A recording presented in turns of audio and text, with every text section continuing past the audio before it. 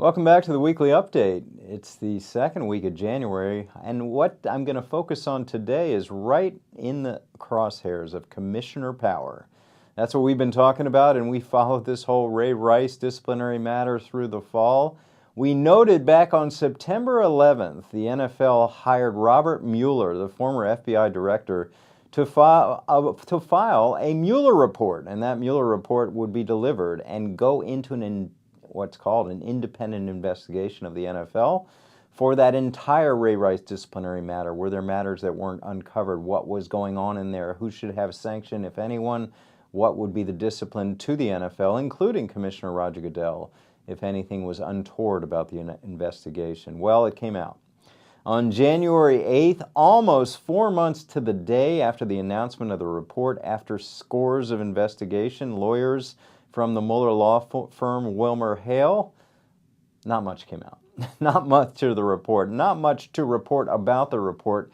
A couple things to focus on. Number one, the report really focused on this elevator videotape of Ray Rice, which came out on September 8th, the shocking video that is shown everywhere inside the elevator with his wife, where he punched her and she went down.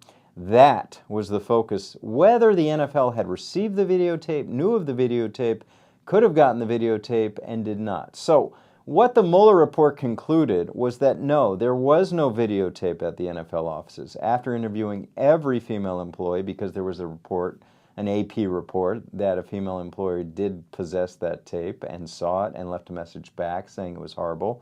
Well, the Mueller report concluded no, there was nothing there about a receipt of a videotape. Also went through hundreds of phone records, millions of documents and emails, and figured out no, there was no breach of impropriety. The NFL did not know about the videotape. The NFL did not get the videotape. That became the focus of the investigation. So on that side, the NFL is cleared.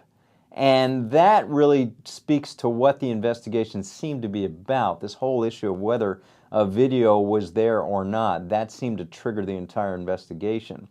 A more important part of the investigation to me really focused on the lack of investigation by the NFL into the Ray Rice disciplinary matter. Just seemed like, as Judge Barbara Jones in the Ray Rice appeal award to Rice talked about, there was really nothing going on there. The NFL didn't take this seriously enough until the release of that videotape. The Mueller report talked about a shoddy investigation, that they relied on the legal case, the fact that Ray Rice was getting PTI, pretrial intervention, the fact that Ray Rice wasn't getting any jail time, the fact that Ray Rice is a good guy, the fact that his wife supported him, the fact that the Ravens supported him with their two highest level executives coming to the hearing. All of that was factored in where the NFL gave him the light punishment that they did.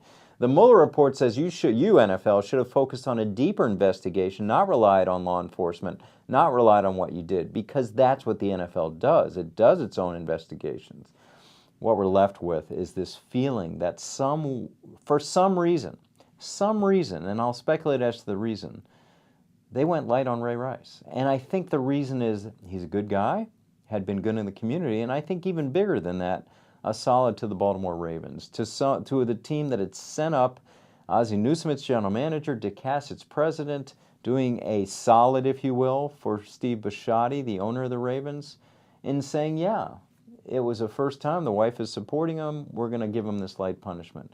And then, of course, it blew up with the video being released and the full year punishment, which he's now reinstated. So what are we left with? Well, the Mueller report did make some recommendations about better sharing between team and between league, about better investigations, about independent investigations, all of that. But that's where we are. So we're sort of left hanging, as we were back in 2006 with the steroid scandal and the Mitchell report, as we were last year with the Miami Dolphins toxic locker room and the Wells report. Listen, these reports do not have subpoena power. There's no authority, so people don't testify. The AP didn't testify. The Atlantic County Police Department didn't testify. The public prosecutor's office didn't testify. When I say testify, give testimony to the Mueller investigators, so it's incomplete. We know that. But as we come out of it, the owners are fully behind Roger Goodell. They accept the findings. They say they're going to make changes. They say they already have made changes. according to the new domestic violence policy. So we're kind of left with, oh, okay, that's the Mueller report. That's the vaunted Mueller report. The former FBI director led this 4-month investigation, and we're left with some kind of soft recommendations, no sanction, no discipline. NFL moves on from an episode that they certainly would like to forget.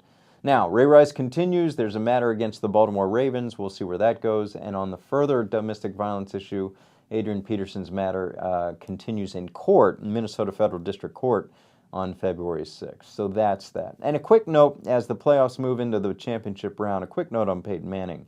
This is more football than law, but it's interesting because now he goes away and figures out what he's going to do as the coach is fired, as there's dysfunction in management with the Broncos. We'll see.